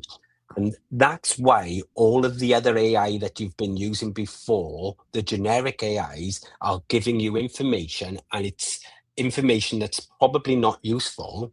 Whereas once GrowTrack has the information about your specific garden, which is why I made it personal, then the information that you're given is reliant based on your garden, your bed, your soil, your planting. And this is where you can follow the plantings. Anything you spot with a plant, say for argument's sake, you notice leaves are starting to turn yellow and you take a photo of it, that's being logged against that planting in that bed, in that garden forever. So next year, Rowan's going to pick up on that and he never forgets that information. When you journal, you have to go back looking for that information. And that's if you remember about it in the first place. Whereas you can say to Rowan, what's this? Oh, well, you had this problem last year. And it was caused by this, and this, because of this. I suggest doing that instead. And this is where this AI is different, because it's using your information. It's not using generic information off the internet. And this is why I've built it this way, and why nothing else out there will be able to compete with GrowTrack once your information is going to get in. And is why I said that two gardeners could be stood next to each other and get totally different answers to the same question. And that's a strength, because it's based on your information. Yeah. So like Wickershire's saying here is, imagine the gain knowledge database that can build up to refine your gardening information. And that's just basically what it's doing. It's building up this knowledge that of your specific space, though, too, along There with... may be, like, for argument's sake, you're growing tomatoes and one variety just doesn't do well because of your conditions. But that's going to be picked up within the app, because if you grow the same variety twice and it fails twice and everything else is the same, for argument's sake, with all your other varieties, then that's either a poor genetic variety, or it's a variety that doesn't do well in your climate. Well, all of a sudden you've just saved yourself, $4 or $5 or $3.50 or whatever it is on a packet of seeds. And you can then make that change and find a different variety that does do better. It's the difference between guessing and knowing. And this is why GrowTrack has been. The database is building, and the more information and the longer you use it, the more personal it gets to you. Okay. And eventually it's going to be that the garden knows your garden better than you know it, because it never forgets like we do. Yeah. All right, let's see here. Muddy Puddles was asking earlier too, does GrowTrack work everywhere? I'm thinking of Australia or places with completely different plant life and seasons. Yeah. So I've built GrowTrack in order so that it has a standard database of the vegetables and things like that. Eventually it will go across most plant species. But I've concentrated on vegetables at the moment. I do want to cover one other thing in a moment, Enoch, but yes, the idea behind it is there's a generic, like we showed with the artichoke, there is information based on artichoke, but then you can add your varieties. But if, for argument's sake, you have a plant that isn't included in that database, you get to add it when you put the planting in, and then that will be saved specifically for you only. it won't be available for everybody else to select. So you can build your database bigger. You're not tied to what's there. So if, for argument's sake, you grow guava and you want guava in your database, you literally add it in the planting. You put the information in, and then that's stored in your database. Next year, it'll be there as a selectable drop down for you. But if someone else next to you came and visited you and they opened up their GrowTrack, that wouldn't be able to be selected until they added it. Does that make sense? Yes. Yeah. There is a phase 2 that will come. I haven't covered. I will go back into the app and show that in a moment, because there is it's not just a case of this is the app and this is how it's going to be. There is already a phase 2 that I am working on. Yeah. Let's see here real quick too. Adam's asking, will GrowTrack be able to connect to my personal weather station? Like maybe I'm thinking he's talking like maybe a piece of technology that he has. Yeah. Okay. So we'll cover that when we go back into phase 2 in a moment, but it won't connect to the weather stations you currently have. But hardware is planned for phase 2 that will interlink, and we'll cover that in a moment when I go back into GrowTrack. Okay. Did you want to get into that, or do you want to do it now? Sure. Yeah. Yeah. Just change the screen over then. Put that back on there, right? Okay. Are we on? Yep. Sorry, right. So phase 2 is the academy. Okay. And when you guys come in, you'll be able to see about all of the stuff that's going to be coming in phase 2. There'll be a suite of mini courses that for growing that'll be coming in to the academy as part of GrowTrack for learning and things like that. There'll be PDF libraries, there'll be garden templates and stuff like that you're going to be able to download. So, and effectively, what I want to do with GrowTrack is make it a one-stop shop for a lot of people with things.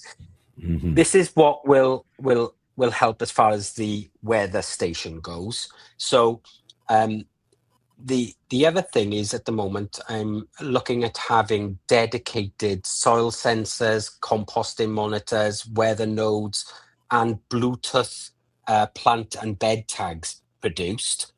And these will hard link into GrowTrack and provide live data. So you could technically then just say to Rowan, what's the temperature and moisture content of bed 2 in the polytunnel? And it will tell you. So you haven't even got to go up there and water. Or Rowan, what's the pH of this ground? It will tell you. Yeah. So you again, the weather nodes, they're there.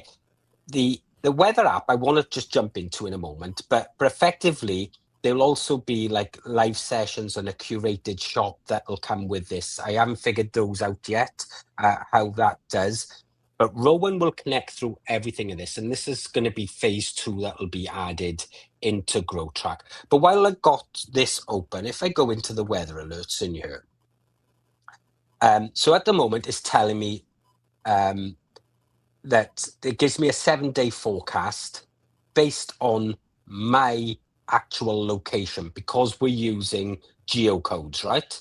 Yeah. Okay. Yep. We're using proper coordinates. So this isn't a mile down the road. This is right stood on top of my bed. So I know, like, for the next few nights, these are the temperatures that I've got.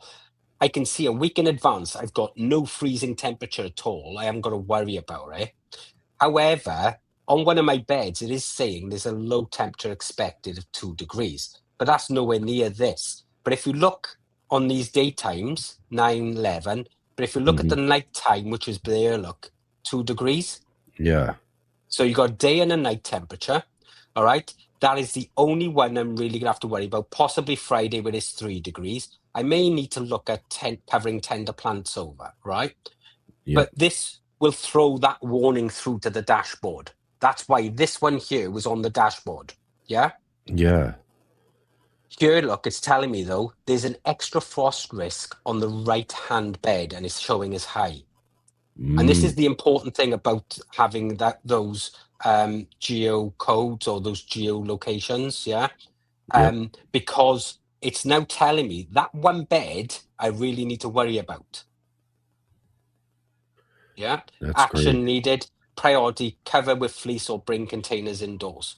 It's telling me, and that's the only one I Yeah. really need to worry about. Yeah. So, and this is why I'll come back to you guys now if you can swap me back.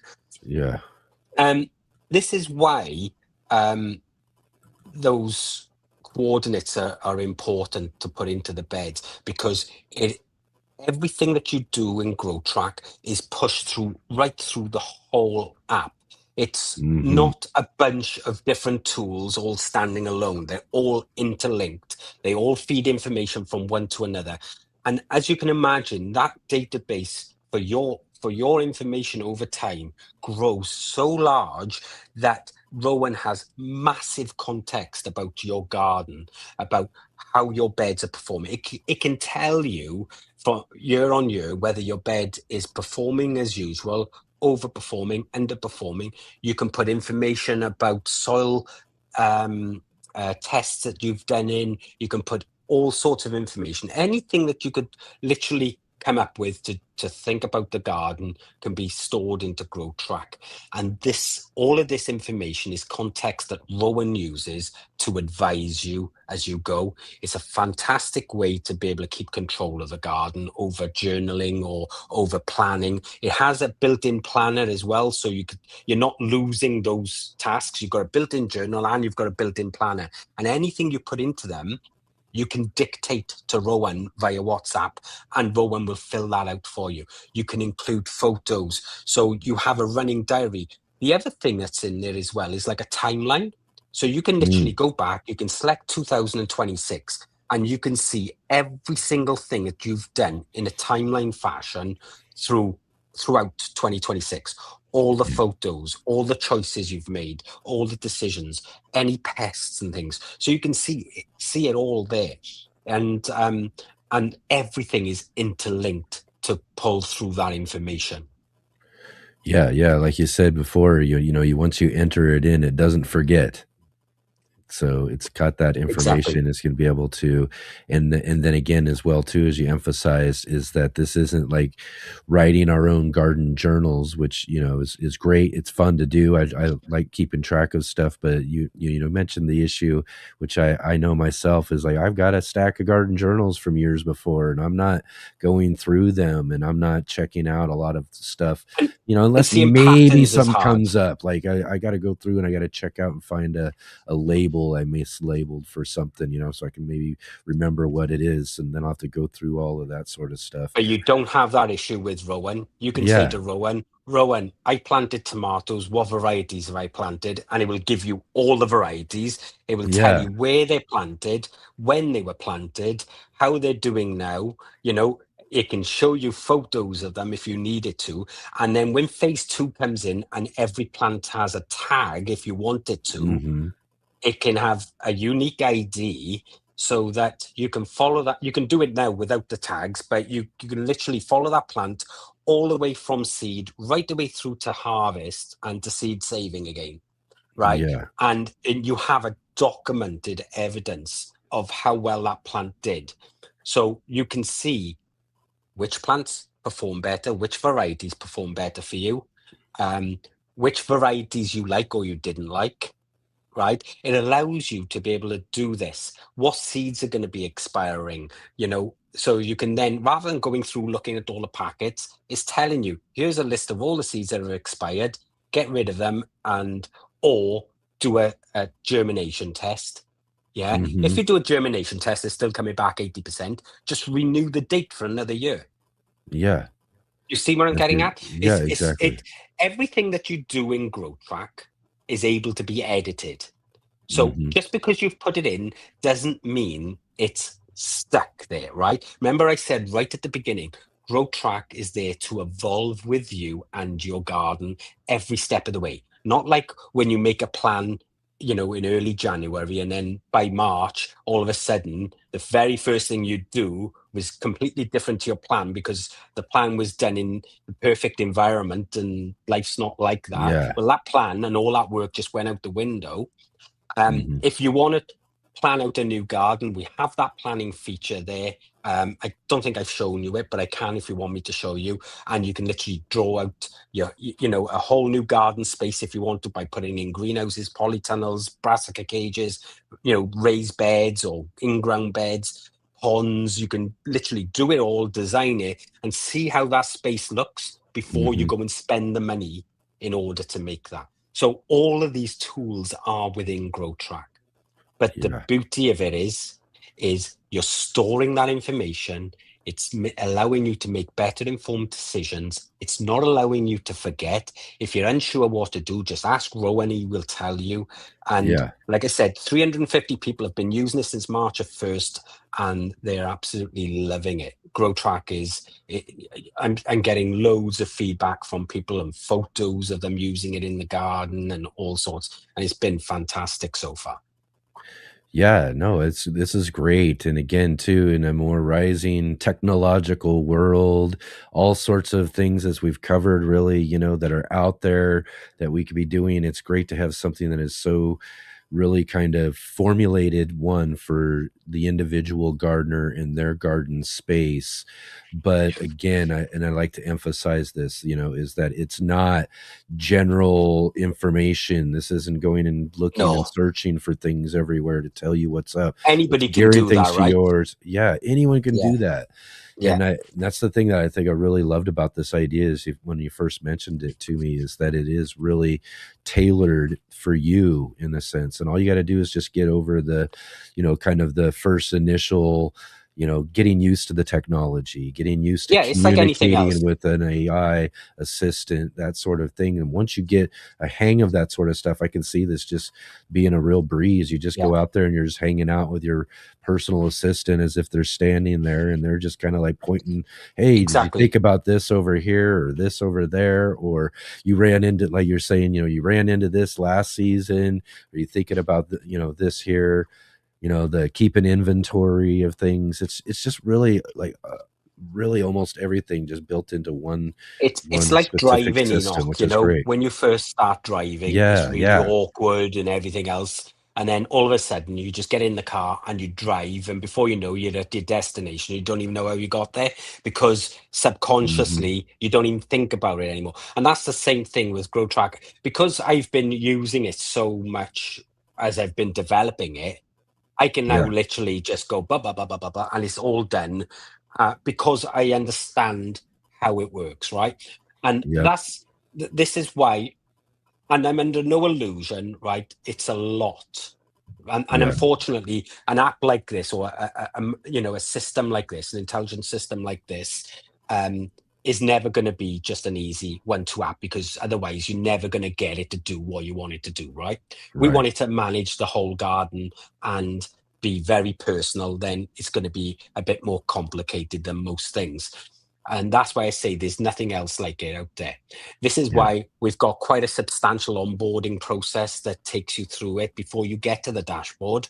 Then they do the email thing. And of course, then we have the little pop-ups. Then Hmm. if you need further help, just to give you little advice. And we have the video bank, Yeah. showing people that as well. And that video bank, although it will show each individual thing, eventually I'm going to start producing content showing that in action as well. So Yeah. people will see, oh, I can do that. I didn't know I could do that with it, because I know its capabilities because I built it. Yeah. Um, Whereas no one else really knows that. And sometimes it takes someone to put that little seed in the head. Oh, I didn't Hmm. realize it could do that. Oh, I wonder if it can do this. And Yeah. the best thing, what you have to understand is you can't break it, right? Yep. So if the only thing Rowan won't do for you is give Yep. you like personal advice, right? It's Yeah. garden related. I've put in Right. safeguards to prevent it talking about anything else other than garden Yeah. related stuff. And the other thing about people's data, I think it's important to cover as well. It's totally data compliant. Okay, all the data is backed up into AWS Hmm. S3. It's secure. Your data doesn't go anywhere. It's not shared with anyone. The only person that has access to that is you. Yeah. Okay. Even your data to me is I can see what's in like your personal details and things like that in the back end, because I need that in order to run the app, your account. But the data that you're inputting is encrypted, so I don't even get to see that data. Okay, but the system and encrypts that for you to be able to see. So the data is secure as well. The GrowTrack trademarks are all in play now as well, so it's all here moving it forward is. really Here it well. is, right? I mean, here's the kind of, as we started talking about, getting involved and doing these big projects and getting them going, like writing the books. It's all that work and that process, but then there's a point where it gets released and it gets put out there, and here we are. We're just basically a couple of days away from this getting out there to everybody. But you guys here who have joined with us here on the show, you've got special early access. We've got a link right down below. And I think another real important thing too that we covered, but really should be emphasized, is that getting started with this whole GrowTrack app and everything doesn't require your credit card up front, not like all those other types of things. You can get You signed literally up. put your email address, you log in, Yep. you're in there, you got full 14 days access. If at the end of it you want to delete the account, that's completely up to you. We don't ask for your credit card details or anything up front. And the reason I do that is, number one, because I want people to try it and see how it works without the worry of remembering to cancel a card if they don't want to continue. I believe in how good GrowTrack is and what I've designed it to do, that I don't need to try and force people into giving me their card first in order to do that, because I believe that GrowTrack will speak for itself. Exactly. So I encourage everybody. Lots and lots of great stuff here. We'll have to have you back and hear more about this as we get to phase 2. Lots coming up again with, just so many offerings within this GrowTrack app. Again, I encourage everybody, because you've got early access, because Tony's been so kind to come and introduce that to us here first, get down below in the link there and go check this out. Go get signed up and go check out what this really great 6th of April it goes public. So you're about a week away from that. So right on. Excellent. Well, Tony, thank you so much for taking your time to come hang out and launch GrowTrack with us. And I'm really excited about this for everybody out there, the whole gardening community. We've upped our technology here with GrowTrack, and I hope you all get a chance to take advantage of that. Again, link right down below. Tony, thank you so much for being here. Thank you, guys. Cheers. See you soon. Hey gardeners, thanks for tuning in to our show today. We'll be right back at it here in just a moment. I just wanted to take a second here to highlight our regular videos and features here on the Urban Gardener channel. Our weekly garden journals,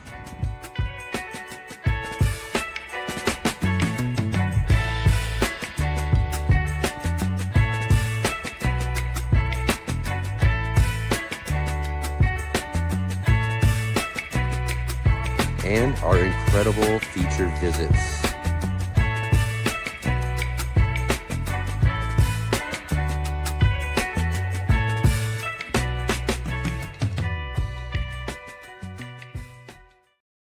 All right. Here we are back at it.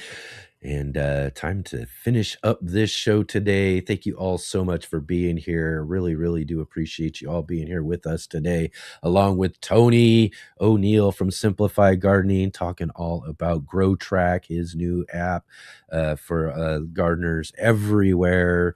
Definitely get down below. Like I said, we got an exclusive link for you right down below, or at least it's exclusive for you today. You're getting in before everybody else does. I really, really appreciate Tony's support of our channel and our show, and coming on our show to introduce this really amazing new app to the world right here on the Let's Get Growing show. And again, everybody, we do got lots more coming up here on the Let's Get Growing show. But first, I'll let you know that we got our monthly gardening book club, our April selection of the monthly gardening book club coming up here for the third Sunday of April is Grow Now by Emily Murphy. Emily will be joining with us again with our good friend Mr. MBC on the third Sunday of April to talk about this really great book. And just look forward to all of our book club selections on the third Sundays of each month. And as well, too, we've got our show, The Green Room. Yep, that's right. We've got The Green Room coming up tomorrow night right here on the Let's Get Growing show, Mondays, 5 p.m. Pacific, 8 p.m. Eastern. And tomorrow we've got joining with us Destin from the Texas Garden Guide, Phil over at Phil's Figs. These guys are co-hosts of the Garden Party podcast, and we've got them with us tomorrow night for a really fun discussion on The Green Room. And next week on the show, and I noticed this as we got the show going, I didn't get the banner for it, but next week on the show we're going to have Robin Jones from Honey Girl Grows. She's going to be joining with us. She's got lots of really cool projects she's been doing over the last year, lots of things coming up. It's going to be great. She's been on the show before. We'll catch up with her and find out what she's got growing on, as well as Michelle's Garden Grows will be joining us for our Are You Following Me segment next Saturday. And then on our Sunday edition next week on the show, we will have with us Dr. Jeff. That's right. It's another appointment with Dr. Jeff, talking all about gardening as medicine. Always a great conversation with Dr. Jeff. It's a great opportunity for all of you to get and join in and ask the doctor all of your questions you might have for him about, again, how you can utilize your garden space as a medicine to live a healthier life. So, so definitely come and join with us next Sunday on the Sunday edition, and then next Monday, or come join with us tomorrow on the Green Room tomorrow night, and we'll let you know about who we got coming up next Monday on the Green Room as well too. So again, lots and lots growing on here on the Let's Get Growing show. And if you can, before we head out here today, that's right, let's go ahead and click that thumbs up, hit the like button, as well as subscribe. Hit the bell notification to be notified of all of our upcoming videos and live streams, as well as share with all your friends and let them know about our 3-day gardening weekend here on the Let's Get Growing show. I really, really appreciate you all again for being here with us today. Follow all the links down below to our guests, as well as, again, get on that link that we've got for GrowTrack. Go sign up. I want to see all of you guys go sign up.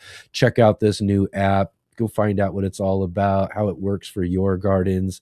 I'm sure you're going to love it. So definitely do that for sure. Everybody, thank you so much for doing that, showing some support for Tony and all of his support of our show.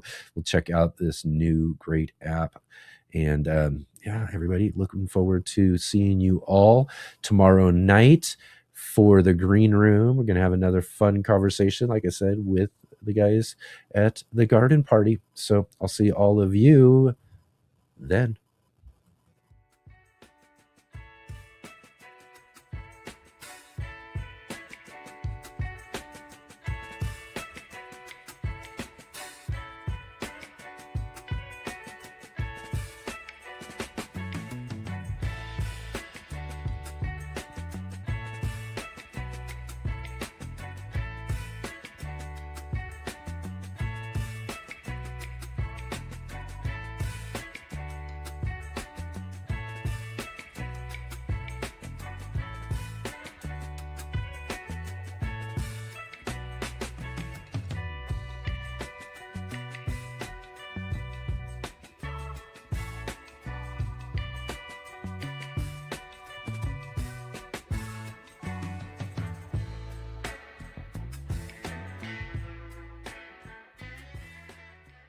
I gotta run. See you on the flippy flops.